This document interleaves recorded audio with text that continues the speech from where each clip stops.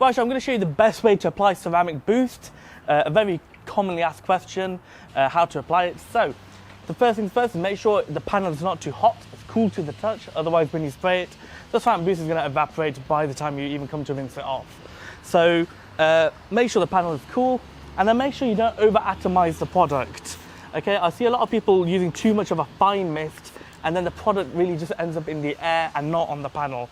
Get a nice good coat on the panel, and then, yeah, so let me rinse the panel.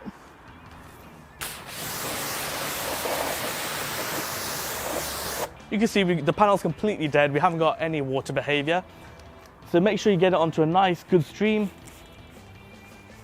and then just coat the panel.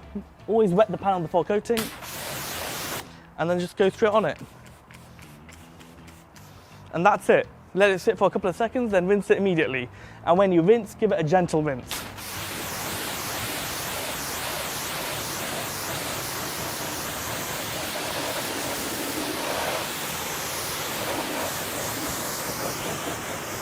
And make sure you keep rinsing, get rid of all traces of ceramic boost out of the water.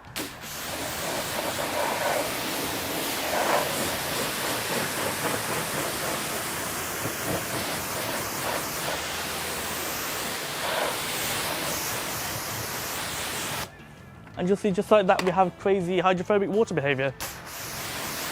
And then you're also now able to sheet the panel dry.